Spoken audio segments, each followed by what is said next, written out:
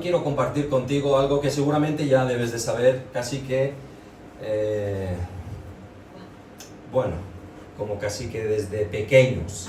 Es acerca de la paternidad, ¿sí? No nos vamos a centrar acerca de la paternidad del hombre, puesto que aquí casi todos somos mujeres, pero sí que vamos a hablar lógicamente acerca de la paternidad de Dios. Y el otro día estaba hablando yo con mis hijas y les estaba preguntando, ¿qué pensáis acerca de la paternidad? ¿Qué creéis que es esto? Y ellas me dijeron muy acertadamente que la paternidad es algo como responsabilizarse con los hijos, de ayudarlos en su crecimiento y en sus problemas y en cuestión de estar presente, y que los padres tienen que de alguna forma tomar lugar como padres en esa responsabilidad y en ese lugar de cuidarlos, de enseñarlos, etc. Entonces, entre ellas dos me contestaron perfectamente, y también me dijeron que les pregunté acerca de qué pensaban acerca de si un padre es padre adoptador sería la palabra, o adoptivo. ¿Qué piensan acerca de un padre adoptivo? Y ellas me dijeron que incluso podrían hacerlo mejor que un padre biológico. Realmente puede ser así, porque yo conozco padres que son padres biológicos y que han abandonado a sus hijos desde el primer día, ciertamente, y que por tanto un padre adoptivo puede ser incluso mejor que un padre biológico. Así que muy acertadamente mis hijas están sabiendo contestar las preguntas y yo sorprendiéndome cada día más con ellas. Y esta es quizá la base de nuestro tema de hoy, ciertamente. Nada más lejos la relación que Dios quiere tener con nosotros, el Padre Eterno, que quiere tener con nosotros como sus hijos. Amén. Quizá te podría hablar sobre lo que dice la Wikipedia acerca de la paternidad, pero no me voy a enrollar con estos rollos. Pero sí darte un detalle, y es que la paternidad solamente es una cosa que se le da en el género humano. No se le da a ningún género animal, solamente en el humano. Hay animales que pues adoptan, hay otros que se adoptan mutuamente, hay otros que, por ejemplo, también se cruzan unos con otros, y hay otros que también se comen a sus propias crías. Con lo cual, esto es un detalle muy importante, porque solo se da en la especie humana, lo que es la paternidad. Quizá cuando os toque a las mujeres podréis hablar acerca de la maternidad, pero yo quiero hablar de la paternidad de Dios, ¿sí? Y esto es realmente así porque la paternidad excede al hecho de la procreación. La paternidad excede al hecho de la procreación. ¿Eso qué significa? Que se refiere a que no es una única función reproductora, puesto que a veces hay hombres que responden como padres sin ser los padres, y que además hacen otras funciones, como por ejemplo el progenitor, que ya lo hemos visto, como aquel que tiene la autoría o el origen. También es el ancestro, como por ejemplo de dónde procede nuestra ascendencia, nuestra identidad familiar, ¿sí? En esto, por ejemplo, es nuestro apellido, ¿cierto? También son como cuidadores, como ellas dijeron, protectores, sustentadores, proveedores, maestros, de forma educativa, de forma nutricional, muchas cosas, ¿de acuerdo? Pero, ¿qué dice la Biblia acerca de la paternidad de Dios? Bien, antiguamente, en el Antiguo Testamento, a Dios se le conocía más como Jehová, como el Señor de los ejércitos, Adonai, Elohim y tantos nombres. Pero poco podría decirse acerca del Padre. Sin embargo, Jesús, cuando llega a la tierra, Él dice que trae Él nos quiere mostrar a nosotros la imagen de Dios como Dios el Padre, ¿cierto? Y Él se mostraba igual al Padre. A los discípulos les decía, si me veis a mí, veis al Padre. Con lo cual, lo que quería Jesús en ese momento es mostrar al Padre en persona, ¿de acuerdo? Ya bien sea por su carácter, ya bien sea por su forma de vivir, por su forma de hacer, por su forma de tratar y sobre todo por su forma de amar. Y por encima de todo esto, por su forma de cumplir su propósito. Así que eso de decir que es igual a Dios, a Jesús le costó la vida. Pero esa idea del Padre realmente no es nueva. Solamente te voy a lanzar unos cuantos versículos. En 2 Samuel 7:14 dice que yo les seré por padre a este pueblo y ellos me serán por hijos. Salmo 2:7 dice, mi hijo eres tú, yo te engendré hoy. En Isaías 43:6, trae de lejos a mis hijos y a mis hijas de los confines de la tierra. Para gloria mía los he creado, los formé y los hice. Isaías 63:16 dice, oh, tú Señor, eres nuestro Padre, nuestro Redentor perpetuo. Y en Jeremías 3:4 dice, desde ahora no me llamarás a mí Padre mío, guiador de mi juventud. Esa idea del Padre no es nueva. Sin embargo, en aquel tiempo, en el Antiguo Testamento, se esperaba más un Dios de poder. Y Dios se manifestaba. Pero Dios quería cambiar esta relación. Dios quería mostrarse de la forma que Él es. La paternidad se demuestra desde la creación del hombre, puesto que estamos hechos a su imagen y semejanza. Después llegó el pecado, lógicamente, con lo cual se afeó todo y se echó todo a perder. Pero esa paternidad, dice en Isaías 64:8, dice que tú eres nuestro Padre y nosotros somos barro. Tú el que nos formaste. En Efesios 2:10 dice que nosotros somos hechura suya, creados en Cristo Jesús. Como cuidador y protector, en Salmo 27:10 nos dice que aunque mi padre y mi madre me dejaran, con todo el Señor me recogerá. Amén.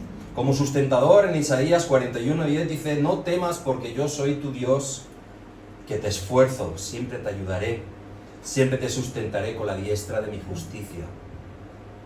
En Hebreos 1:3 dice, lo voy a leer porque me gusta este versículo, si puedo, lógicamente, porque esto de la vista, dice, en estos posteros días nos han hablado por el Hijo a quien constituyó heredero de todo y por quien asimismo hizo el universo, el cual siendo el resplandor de su gloria y la imagen misma de su sustancia, y quien sustenta todas las cosas con la palabra de su poder, habiendo efectuado la purificación de nuestros pecados por medio de sí mismo, se sentó a la diestra de la majestad de las alturas.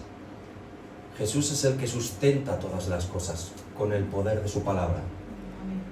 Y dice también que como proveedor, en Mateo nos dice que quien como padre a sus hijos, si le pide pan le da una piedra y si le pide pescado le dará una serpiente, cuánto más el Padre Celestial no nos dará aquello que le pidamos. Porque el Padre sabe de las cosas que nosotros tenemos necesidad. Y dice además que busquemos primeramente el reino de Dios y todas estas cosas vendrán por añadidura. Esto como paternidad, ¿de acuerdo? Como forma de las características de la paternidad de Dios por su pueblo. Así como educador, maestro, guía y tantos otros adjetivos que aquí no nos va a dar tiempo de hablar de todos ellos, pero hay un sinfín de versículos que demuestran todas estas características de Dios Padre. Pero quiero llegar a lo importante en esta tarde. La pregunta es, ¿Dios de quién es Padre? Hombre, aquí podríamos decir mucho, hombre, es mi Padre, ¿no? Porque hemos aceptado y tal. ¿Pero realmente somos auténticos hijos de Dios? No.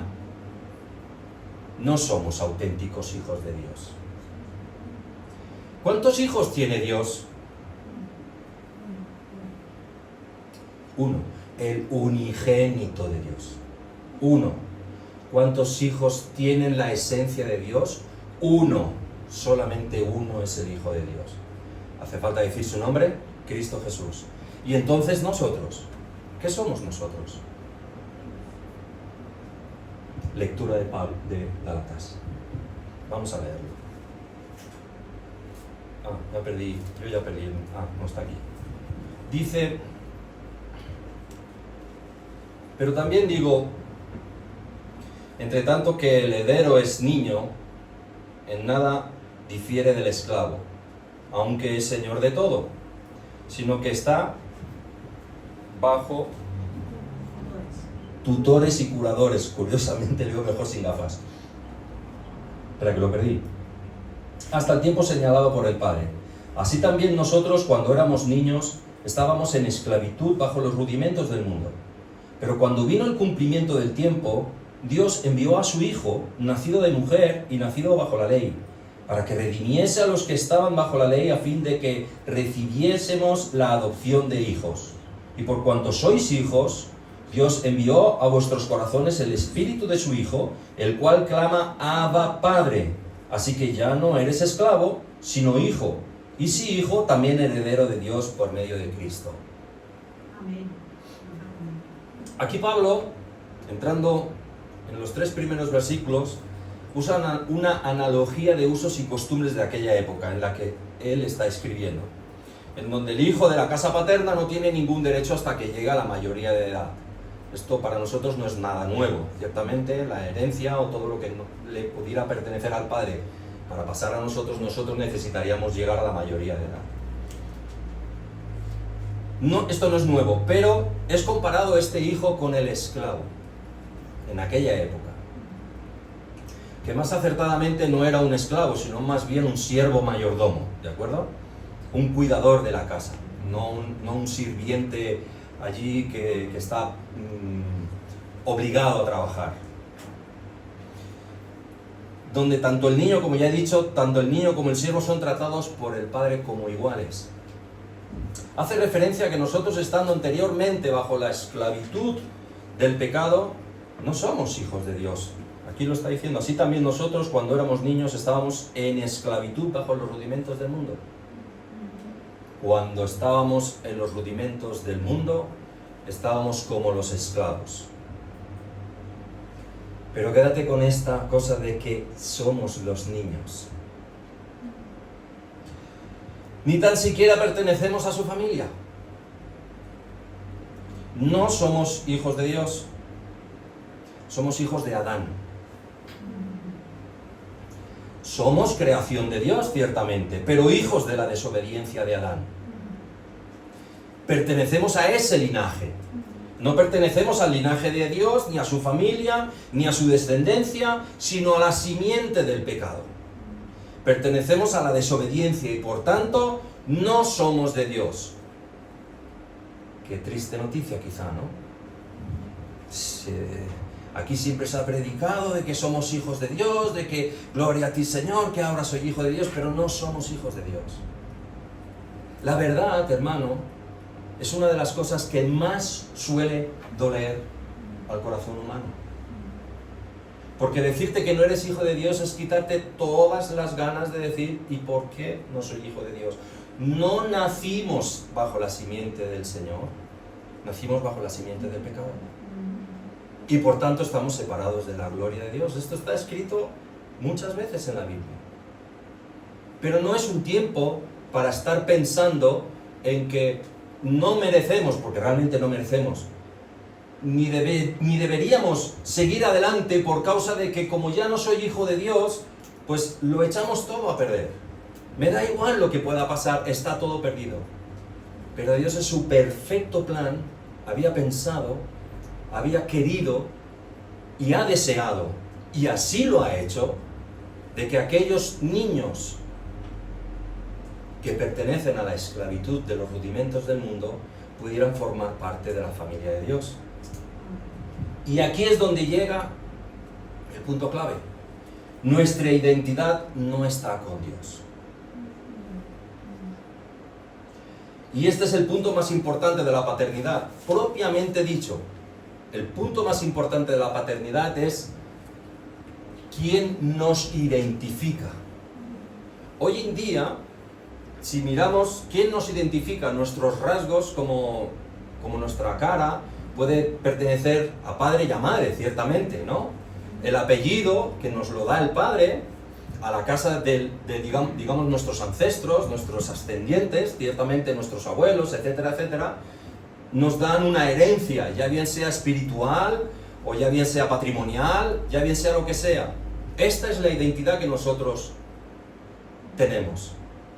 Pero al ser el hijo de esta simiente, esto es lo que determina mi identidad. Mi identidad es pecaminosa. Pero sigamos leyendo, versículos 4 y 5. ¿Qué dice? Pero cuando vino el cumplimiento del tiempo... Espera ahí. Esto es buenísimo. Cuando vino el cumplimiento del tiempo, nos está diciendo que habla del propósito de Dios de cambiar las cosas. El cumplimiento del tiempo significa que hay un propósito, que ha llegado el tiempo en que se ha cumplido, en que hay un plan, en que hay una voluntad, en que Dios ha previsto y ha provisto de algo para hacer este cambio sobre su propia creación.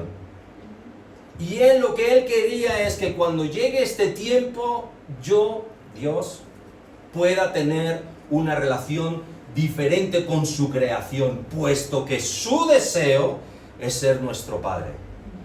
Su deseo es darnos su identidad. Esto es, darnos su nombre.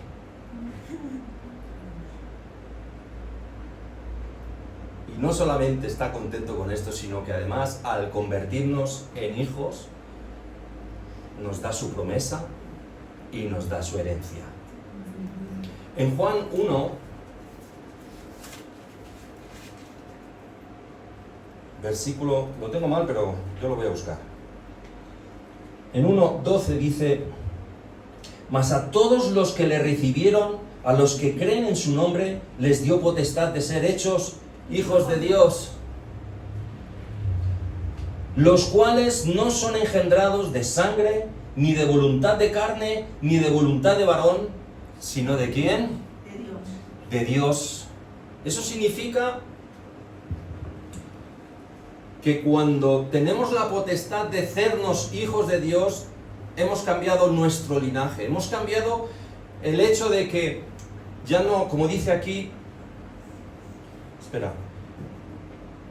ni de voluntad de sangre, significa a la identidad, a nuestros ancestros, a nuestra ascendencia. Cuando dice aquí ni de voluntad de carne, no es por un deseo sexual carnal, no es porque quiero tener hijos. Y cuando dice aquí ni de voluntad de varón, eso significa que quiero tener descendencia, que es como el mundo quiere tener hijos, es de la forma en que el mundo, las razones por las cuales el mundo quiere tener hijos, estas son las razones, sino que ahora la voluntad proviene de Dios.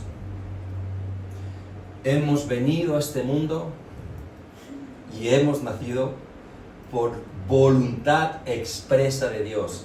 Dios sabía realmente desde el principio de la creación que íbamos a nacer bajo la simiente del pecado, pero desde antes de la fundación del mundo dice que hemos sido escogidos para ser sus hijos. Y esto es porque la voluntad de Dios ha estado por encima del pecado. Qué bueno es pensar de que todo lo mal que yo pueda hacer, Dios ha tenido un plan conmigo desde antes de que yo naciera. Amén. Amén. Ahora bien, ¿cómo lo consigue esto? No somos de su simiente. ¿Cómo se puede conseguir que un padre pueda ser padre de hijos que no son de su simiente? Lo hemos visto ahora, adoptándolo. Y como dice en Romanos 11:17,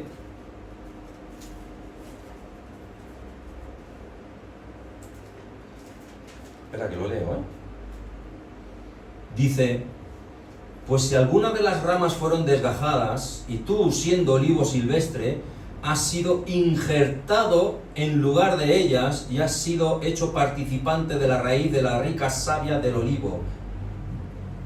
¿Sabes cómo lo ha hecho? Nosotros somos los olivos silvestres, que estamos como ramas en otros olivos, que no dan fruto y que no pertenecen al huerto de Dios o a la familia de Dios. ¿Sabes lo que ha hecho? Te ha cogido, te ha desgajado del olivo silvestre y te ha incorporado, te ha injertado en la raíz, en el tallo santo, el olivo santo, el olivo que es Él que nos da rica, sabia y santa. Y ha hecho ese gesto diciendo, tú no eras de los míos, pero mi voluntad es que tú estés conmigo. Cortados de donde éramos, injertados de donde no éramos, a donde no éramos. Y ahora, sustentados y santificados en la nueva raíz, ahora pertenecemos a la familia de Dios. Y como cualquier padre adoptivo haría por amor a su hijo adoptado, hay padres adoptivos que aman más a sus hijos adoptados que los propios padres, como te he comentado antes, biológicos. Pero la mejor prueba de esto es que Dios mismo es nuestro Padre adoptivo y nos ama por encima. Fíjate si nos ama el Señor, que había dado su único Hijo a morir por nosotros. Así que Él nos recibe, Él nos acoge, Él nos da su nombre, pero además es que nos da una nueva imagen, la imagen de Cristo, como dice Romanos 8:29. ¿Qué dice? Porque a los que antes conoció, antes predestinó, para que fuesen hechos conformes a la imagen de su Hijo, para que Él sea el primogénito entre muchos hermanos. El primogénito, fíjate esta idea, el primogénito entre muchos hermanos. ¿Ves esta la idea? El primogénito entre muchos hermanos. Y además nos hace herederos de sus bienes como si fuéramos hijos suyos propios. Si te puedes dar el ejemplo de un padre que ha adoptado un hijo, ¿no lo hace heredero también a ese hijo, junto si tuviera hijos biológicos? Lo hace igual, lo trata igual. Incluso hay padres que pueden tratar mejor a los hijos adoptivos que a los hijos biológicos. Hay casos de esto. Pero a diferencia del padre adoptivo humano, hay algo que el padre adoptivo humano no puede dar. Y es su espíritu. Puede de alguna forma intentar inculcar. El espíritu habla del corazón, del deseo, de la voluntad del Padre. Pero Dios es lo que nos da. Su espíritu, su corazón, su voluntad, su conocimiento, su deseo, su poder, tantas cosas es el Espíritu Santo en nosotros. Mira, volvamos a Gálatas.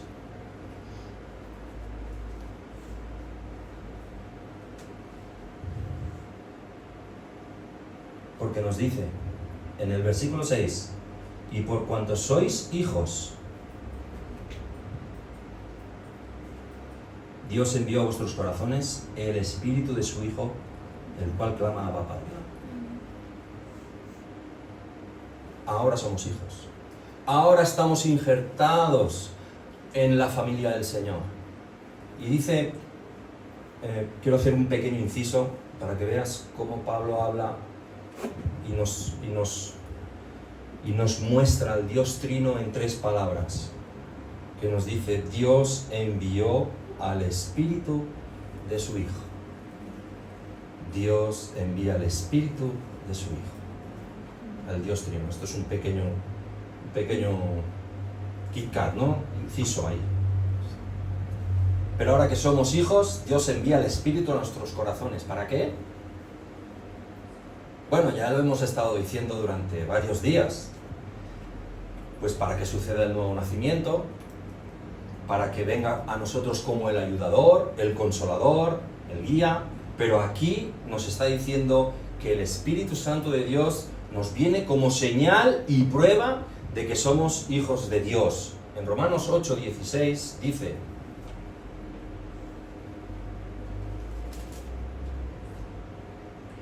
el Espíritu mismo da testimonio a nuestro espíritu de que somos hijos de Dios. Amén. Y esto es maravilloso. ¿Por qué es maravilloso? Porque dentro de cada uno de nosotros que hemos sido adoptados por el Señor, está operando el Espíritu Santo de Dios, haciendo en nosotros una mella, un continuo, voy a decir, es un continuo trabajo mental, en las emociones, en el corazón, acerca de nuestra relación con el Padre y acerca de nuestra identidad con el Padre, haciendo que nosotros podamos entender al Padre, porque ¿quién conoce al Padre sino su Espíritu? Y este es el Espíritu que está en nosotros, este es el conocimiento que viene a nosotros, y esta es la forma en que Dios quiere que nosotros sepamos de que somos hijos de Dios, porque nos da su Espíritu. Esta es la forma en que hoy, por ejemplo, se demuestra la paternidad de alguien es a través de la prueba del ADN, ciertamente, ¿no?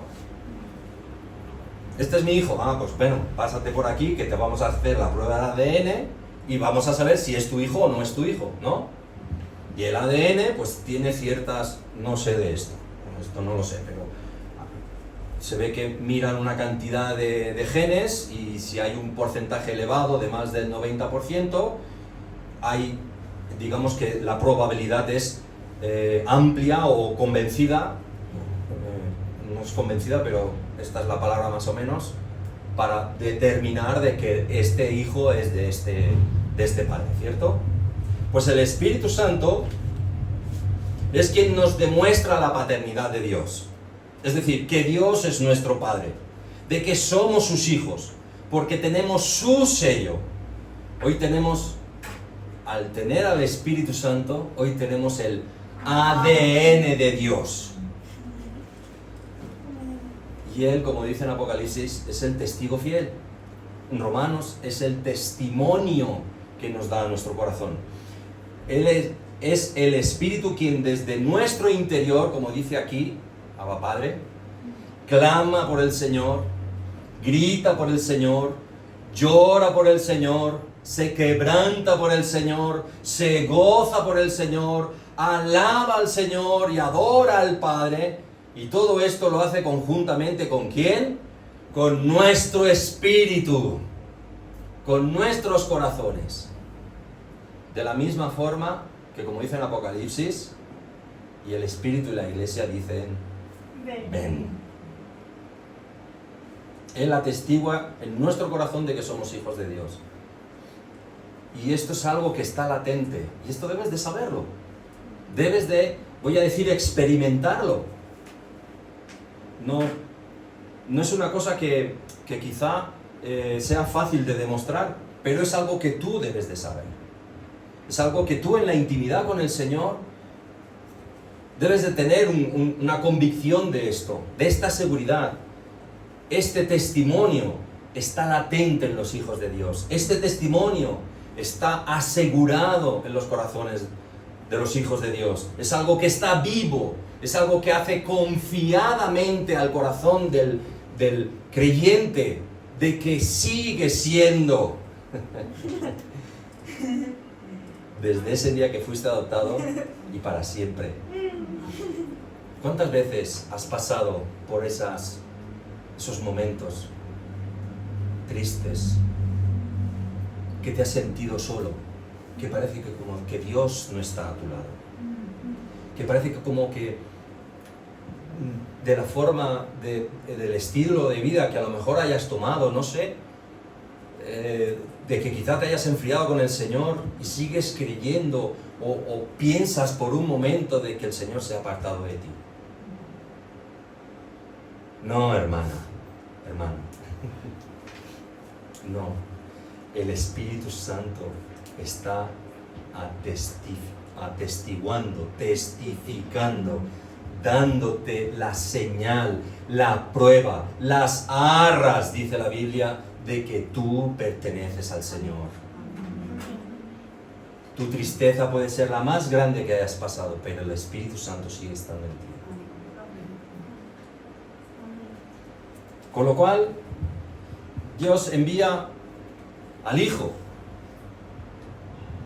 y hace una obra perfecta, maravillosa, ciertamente, ¿no? Muere en aquella cruz y nos da la posibilidad de redimirnos, de ser salvos. Pero además para completar la obra, Dios envía ¿a quién? Al Espíritu de su Hijo. ¿Por qué? Porque de nada serviría, fíjate lo que te voy a decir, de nada serviría que Cristo hubiera muerto en aquella cruz si el Espíritu Santo no viniera a demostrarte de que aquel sacrificio valió para ti y para mí. El Espíritu Santo te atestigua de que aquel, y nos convence, porque nos trae convicción de pecado, nos revela aquel suceso y nos demuestra al Padre por la obra que Él hace en nuestros corazones. Así que tan importante es el sacrificio de Cristo como la obra que el Espíritu Santo hace en nuestros corazones. No tengas por poco lo que el Espíritu Santo hace, porque no seríamos salvos si Él no viniera a morar, si Él no viniera a hablarnos, si Él no viniera a manifestarse. Y esto es la parte mínima de lo que Dios está haciendo, porque ya tenía un plan previsto desde antes de la fundación del mundo. Ya tenía todo esto previsto y tú estabas en esos planes. Y por último, en el versículo 7 de Gálatas,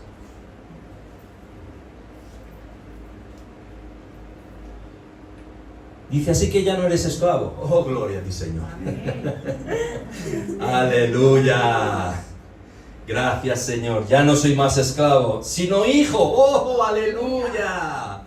Ha cambiado la cosa. Ya no estoy más en aquella vida.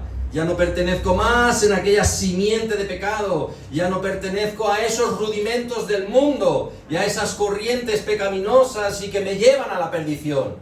Ya no estoy inseminado, ya no estoy nutrido, ya no estoy alimentado por lo que el mundo, el pecado o incluso el propio demonio, que no quiero hablar de él, pero es otra influencia, sino que la influencia de mi vida, la influencia de mi corazón y de mi alma y de mi espíritu es la savia rica y santa que procede de aquella raíz poderosa que es el Padre. Y por tanto, como hemos visto aquí, entremos en las aguas y se produce la sanidad.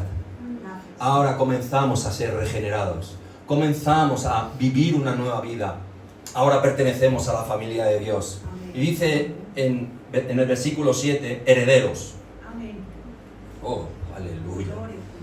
Aleluya. Aquí voy a llegar. Aquí yo quiero hablarte de lo que la paternidad humana ya no puede hacer. En Efesios 1, 13 y 14 dice: en Él también, Cristo Jesús, vosotros, habiendo oído la palabra de verdad, el evangelio de vuestra salvación, y habiendo creído en Él, fuisteis sellados, aleluya, con el Espíritu Santo de la promesa, que es las arras de nuestra herencia hasta la redención de la posesión adquirida para la alabanza de su gloria. ¡Aleluya! Muy bonito, Juan Ramón. ¿Esto lo que acabas de leer, qué significa? Bien. Las arras, la prenda, la señal. Esto es porque es la señal de que vamos a recibir la promesa, la herencia. No solamente en la forma humana en la que podemos ser bendecidos. Hoy somos hijos de Dios, hoy podemos recibir la bendición de Dios, hoy somos familia de Dios.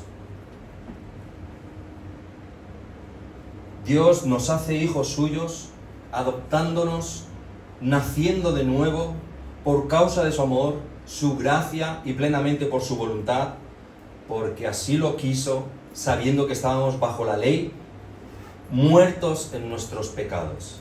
¿Para qué? Para redimirnos. El propósito de toda esta paternidad, el propósito más latente de esa paternidad, es porque Dios quiere redimirnos.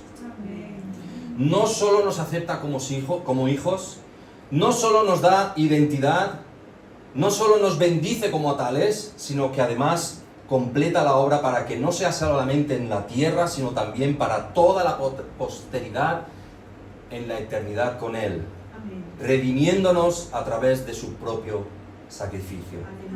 Con lo cual, aquí vemos a Jesús, el Padre, que no solamente es creador, el Padre de todos nosotros, no solo sustenta todas las cosas con su poder, Él es el autor y el consumador de la fe, Él es el testigo fiel, Él es el redentor de nuestras almas. Lo ha completado, lo ha hecho todo para nosotros, algo que el Padre humano no puede hacer por nosotros. Pero Él quiere ser nuestro Padre porque Él quiere redimirnos. No nos podría redimir si no nos hace su familia.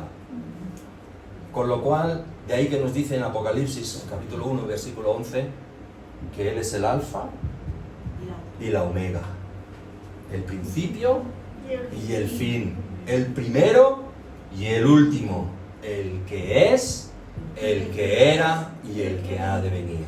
Él lo es todo, en todo y para todo. Gracias, Señor. ¿Puedes cerrar tus ojos? Vamos a orar.